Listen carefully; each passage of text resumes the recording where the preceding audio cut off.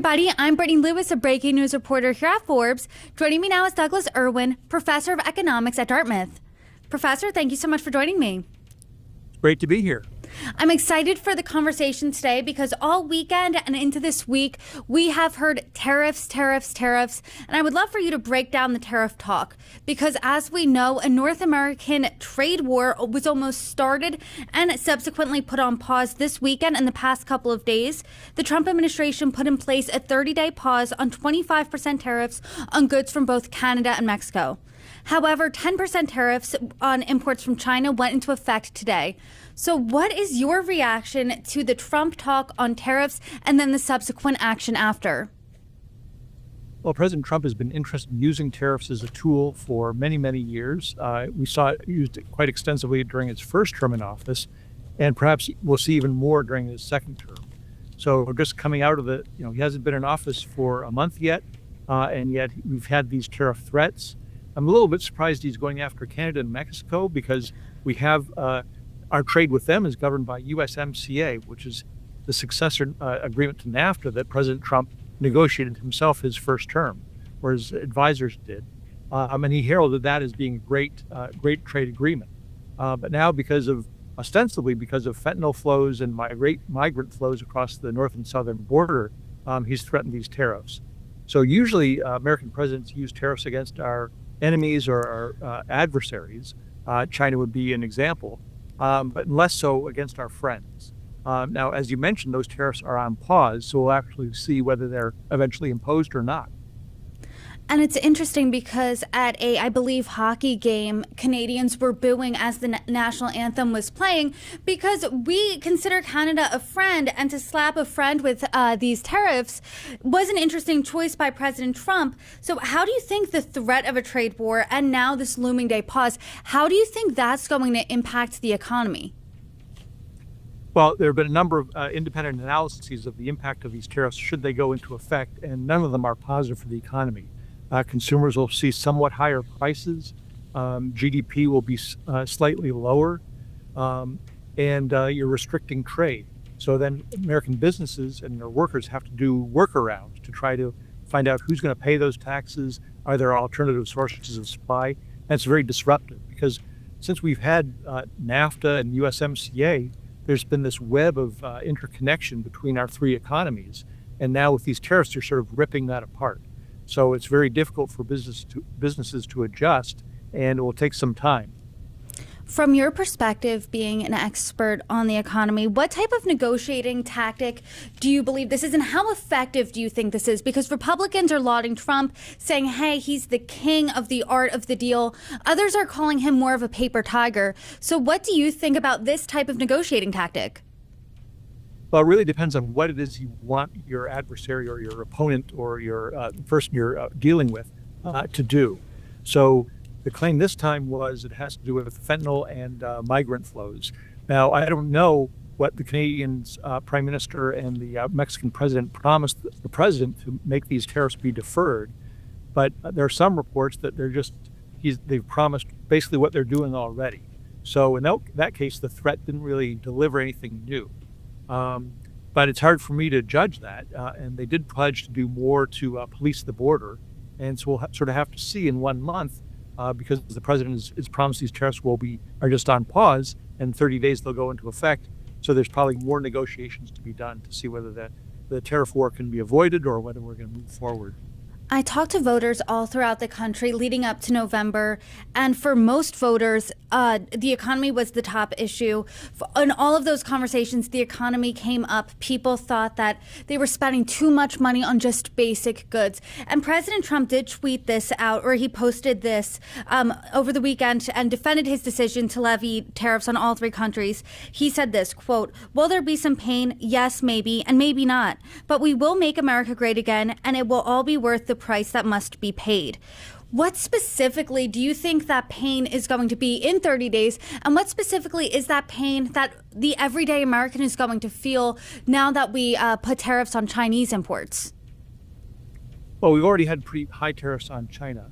So the new ones would be on Mexico and Canada. Let me just give you a personal story. Over the weekend, when the president threatened those tariffs, I got an email from our propane deliverer Irving Oil, saying that if the tariffs go into effect, they deliver their propane from their refinery in New Brunswick. I live in northern New England, so we're very close to the Canadian border. So we import that propane from Canada, and they said that the price will go up to the extent of the tariff. So that's an immediate impact on American consumers. The price of the imported goods will go up. That means less money for spending on other things. So your real income is going down. If we impose these tariffs on Mexico, many of our winter vegetables, our avocados come from Mexico. And so your guacamole for the Super Bowl could cost more. Your lettuce and tomatoes could cost more. So that's the direct impact on consumers, and that's the pain I think he's referring to. China said that they would retaliate against the tariffs starting February 10th. What is that impact going to be on the United States? Well, that's going to compound the pain to some extent. All of a sudden, because of what Canada's doing and Mexico is doing, if we move forward with these tariffs, our exporters will find they're being kicked out of those markets. And they're very strategic in which products they pick, whether it's Tesla cars, perhaps. It could be bourbon from Kentucky, blue jeans from California and Levi's. So they're trying to inflict political pain and economic pain on the U.S. to the extent they can, because they're much smaller economies, by pinpricking these particularly politically sensitive sectors. So what it means is less trade on both sides of the border, and so everyone's going to get hit to some extent. I had a conversation last week about a potential trade war between the United States and Colombia that was essentially threatened and then taken back, and tariffs were also threatened at that time.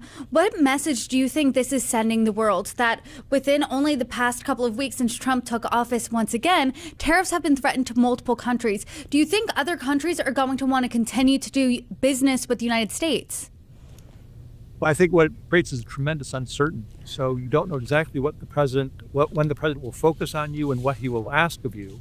And you either have to have a package ready and perhaps some retaliation as well. And a lot depends on what other countries are doing and how they respond. If they threaten retaliation and the president backs down, you don't know whether that backing down is because he really didn't want to start a trade war, he was just trying to bully the other countries into submission, or because the other countries actually submitted and did something that they weren't doing before that he was asking for. So everything is a negotiation with the president, and I think that's sort of the world we're in now, where the trade relationships are not defined by the World Trade Organization, are not defined by trade agreements such as NAFTA or the free trade agreement we had with Colombia. Those agreements don't mean much. Everything's up for negotiation. To your point, we have 30 days as this pause is taken into effect between us and Canada and the United States and Mexico. What are you looking out for in the next month? Do you think that there's going to be more tough talk? Do you think these tariffs are actually going to be put into effect? What do you have your eye on? Well, basically to see whether the two sides or the three sides are talking with one another. That could be the president moves on to some new issues and some new countries and sort of forgets about Canada and Mexico and thinks that what they did was okay. Or it could be he doubles down and really demands much more. So I'll be looking for talks between the various countries. One point to be made is that President Trump's economic team has not been fully in place. Either the Treasury Department, the Council of Economic Advisors, the National Economic Council, the U.S. Trade Representative's Office. So once these advisors are in office and able to do some of the negotiations, they will get some better readout about what the progress is being made. We saw the markets react negatively to tariffs. Every economist I've talked to has said that tariffs will not be good for the economy. Even just the threat of these tariffs, long term, do you see any impact on our economy? Well, once again, the business community does not like uncertainty. And what the president has been doing is raising a lot of uncertainty with respect to trade. And trade is a pretty significant part of the U.S. economy. Exports are about 10, 11% of GDP. Imports are about 15% of GDP. And so if you disrupt those trade flows or you threaten to disrupt them, that's not good for business. So business wants to know what they can count on next year and the year after so they can make their investment plans and production plans. And so this unsettling of the economy is sort of not good from that standpoint. Just on a historic level, have you ever seen this type of uncertainty when it comes to tariffs, when it comes to the economy, in any other point in history? Well, you have to go pretty far back, almost a century, to see this level of tariffs that are being considered and the uncertainty surrounding the process. So basically, we've had incremental changes in tariffs since World War II. Just before World War II, in 1930, we had the Smoot-Hawley tariff, which was being considered by Congress. And there was a lot of uncertainty about whether those tariff rates would change or not, and how much. And of course, the Smoot-Hawley tariff is sort of infamous for being enacted right on the cusp of the Great Depression when we were heading into a trade war as well. Not very good times. And I think the worry would be, or if we're talking about raising tariffs by a significant amount, we're creating this uncertainty, possibly starting a trade war. It's also not going to be very good for the economy. And do you think that would ever reach, at this point in time, Great Depression-like circumstances? No, not really, because the Great Depression was caused by monetary factors, the gold standard. It was really a different world in many senses. We didn't really have an independent Fed that can conduct autonomous monetary policy actions. They felt constrained by the gold standard. And so the Federal Reserve served as the bulwark of stability for the U.S. economy. And I think they can prevent any Great Depression. I should note, however, that most economists don't think the Smoot-Hawley tariff, caused the Great Depression. The question is how much it exacerbated the Great Depression. So to the extent that tariffs today are exacerbating the economic situation we're in, that's not good, but not depression-type material.